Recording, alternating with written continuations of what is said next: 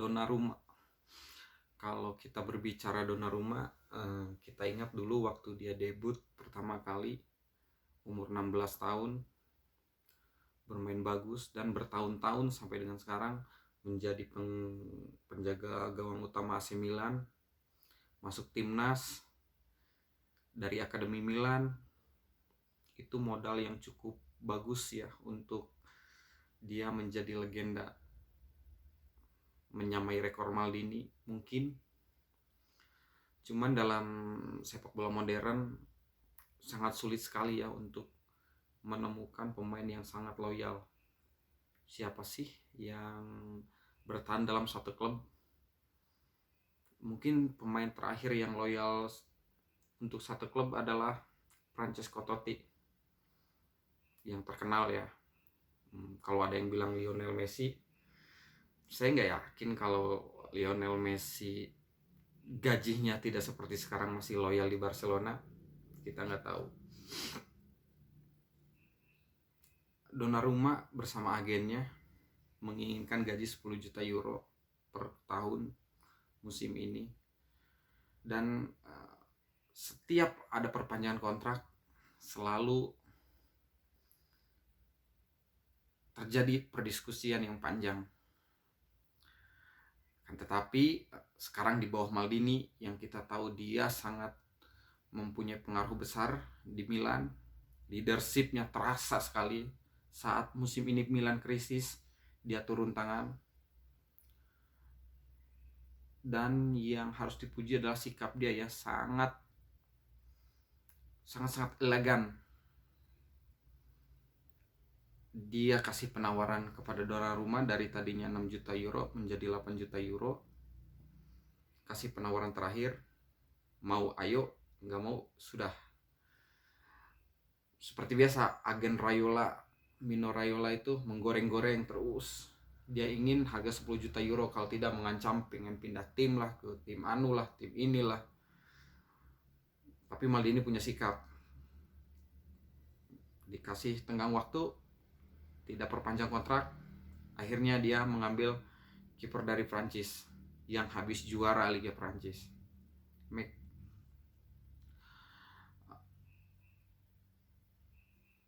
Setelah itu Donnarumma bersama agennya kebingungan mau pindah kemana. Tim-tim besar Eropa sudah punya satu penjaga gawang utama dan dia nggak mungkin menjadi penjaga gawang kedua, atau tim-tim besar Eropa mengorbankan penjaga gawang mereka untuk Donnarumma.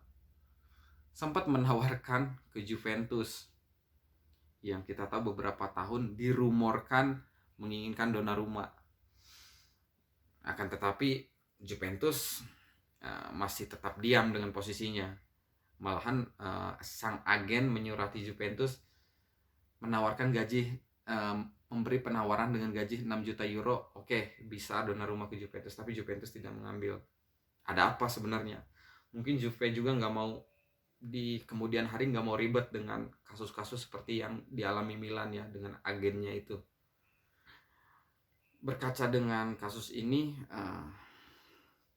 kita bingung ya, hubungan antara agen dan pemain ini sebatas apa sih? Apakah jika pemain ingin stay tapi agennya ingin pindah,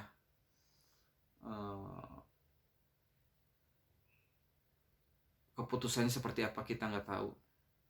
Tapi yang jelas seperti yang dikatakan Costa Curta, semua keputusan sebenarnya ada di pemain ya. Jadi sempat mengkritik dia ya, waktu itu percuma cium-cium logo. Mungkin di tim barunya juga dia akan mencium logo Milan. Terus Sidok pernah mengkritik juga,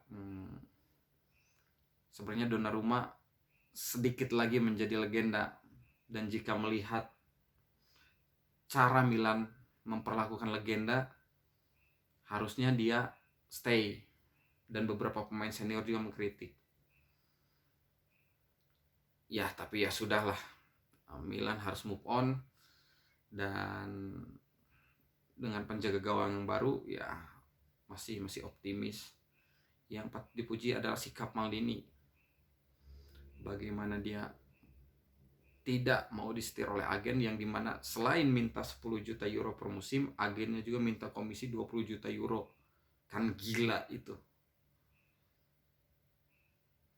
Alhasil setelah Donnarumma kebingungan mencari klub, kabar terakhir sih ke PSG ya, yang banyak uang. Cuman kita nggak tahu di sana bermain seperti apa.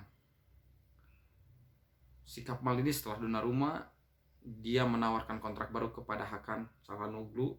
Seperti biasa, sang agen dan sang pemain masih tetap ingin gaji tinggi. Maldini tidak terpengaruh, dikasih tenggang waktu, jika tidak mungkin akan ada playmaker baru. Dan mungkin Hakan akan menyesal seperti Donnarumma. Dan satu lagi pelajaran dari Maldini adalah Romagnoli. Seperti biasa, agen Mino Raiola menggoreng-goreng kembali, nawarin Romagnoli kemana-mana. Kabar terakhir ke Barcelona. Sikap Maldini cukup elegan lagi, tidak panik, tidak terpengaruh, dan itu yang harus dipuji. Dan pada saat mengomentari Donnarumma juga, dia ngasih komentar yang cukup smooth ya, tidak mengkritik, hanya mendoakan semoga sukses dan ini dunia profesional. Cuman dengan itu dia beberapa kali memukul Donnarumma, di samping dengan kata-kata yang elegan. Dan dia sebelum Donnarumma pergi sudah mendatangkan kiper baru, dan dia bilang Donnarumma tidak bersama kita lagi. Mungkin dalam hati Donnarumma ataupun agennya masih ingin bersama Milan, karena mereka juga realistis ya, mau pindah kemana.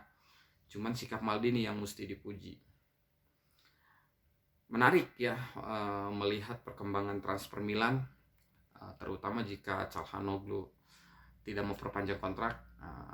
Mungkin seperti yang Maldini bilang, Milan akan mengincar satu gelandang serang, bahkan dua ya.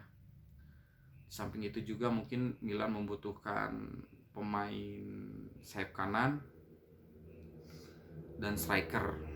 Kita tunggu siapa yang akan dibawa Maldini ke Milan. Tapi sikap Maldini ini patut dicontoh, baik buat Milan di masa yang akan datang atau klub-klub lain. Jadi tidak ada pemain yang lebih besar daripada tim. Logo di depan lebih besar daripada nama di belakang. Dan tim-tim lain juga mungkin harus mencontoh apa yang dilakukan oleh Maldini di Milan. Jadi tidak ada klub yang disetir oleh pemain ataupun agen.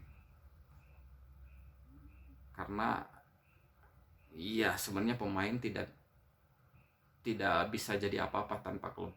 Sedangkan klub bisa berjalan dengan pemain manapun. Thank you.